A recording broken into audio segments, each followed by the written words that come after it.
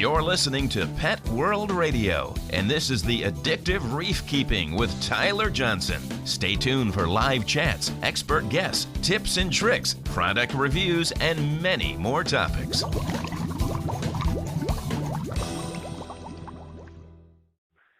Hi, and welcome back to the Addictive Reef Keeping Show.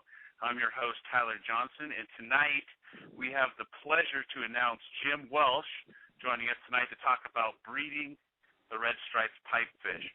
So if you guys don't know anything about Jim, he's a private aquarist that got into the hobby with seahorses, and now he has become the first person in the world to successfully breed and raise the flame pipefish. If you guys aren't familiar with Coral Magazine, I believe Coral Magazine will be coming out with an article in March or April about how he got to the point where he is. And then he's also a member on NBI, so you guys can check him out there. Jim, why don't you go ahead and introduce yourself? Tell us how you got into the hobby, what passion, and where do you see yourself going down the road? Sure. My wife and I first got into the hobby about 8 years ago. We took a trip to Hawaii and went to the Big Island and did the tour of Ocean Rider there, which is a seahorse breeding facility where one of the main things that they do is do tours of their facility. And it was really interesting and fascinating. At that point in time in my life, I had never had as much as a goldfish in terms of any kind of aquarium keeping. And so we came home from that vacation, and my wife was all, I want seahorses, I want to have seahorses. And so as soon as we got home, she drugged me down to the local pet store, and we got our first 29-gallon aquarium and skipped freshwater entirely. We set up saltwater right off the bat and learned about cycling a tank and got live rock and live sand.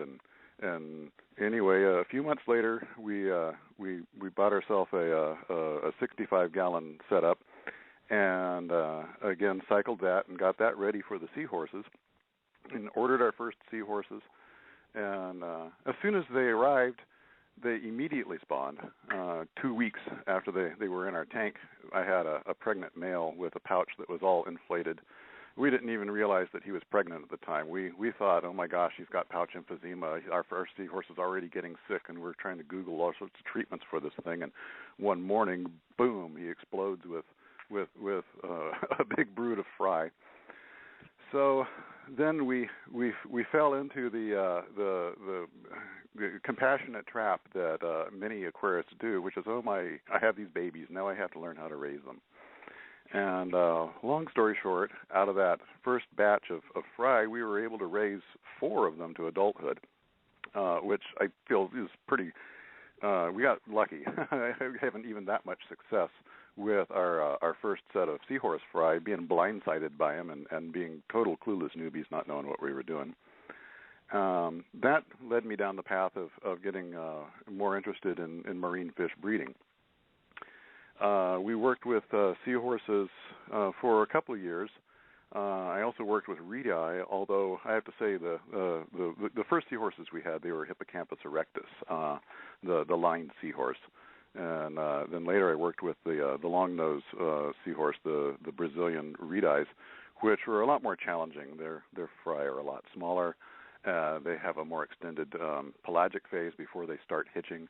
They have to take smaller foods at first. And so the reedi were a real challenge, and I never really did have any real success with those. But I learned a whole lot in the process. We worked forward a couple of years, and we had we, of course, are adding tanks like many aquarists do, and we'd moved into a new house that had a nice large basement that was a good place to be the fish room. And we had set up a 210-gallon display tank.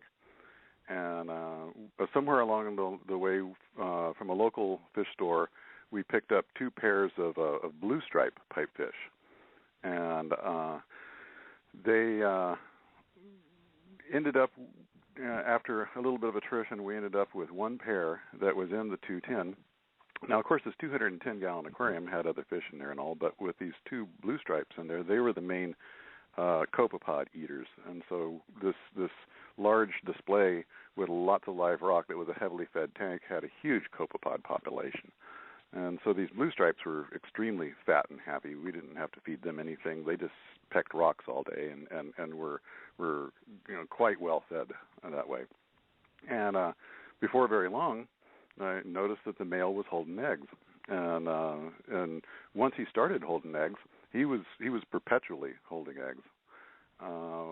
About this time is when Coral Magazine, I think it was the May-June issue of 2011, where Coral Magazine had an article by Till Deuce about raising blue-striped pipefish, and he detailed his technique that he used for raising them, and that piqued my interest. So I was already working on raising live phytoplankton, raising Isochrysis and Nanochloropsis and Tetrastelmus in my basement, and had a variety of copepods that I was culturing, and so I had lots of live foods for them. So the next step was to figure out how to get my hands on the fry out of this big 210 display, and so that's when I learned about the Chadvossen larval snagger. And it's a nifty little device that Chad has crafted that uses an airlift to uses the light to attract the larva in the darkened room, and then an airlift to pull the fry gently into a little chamber where you can then remove them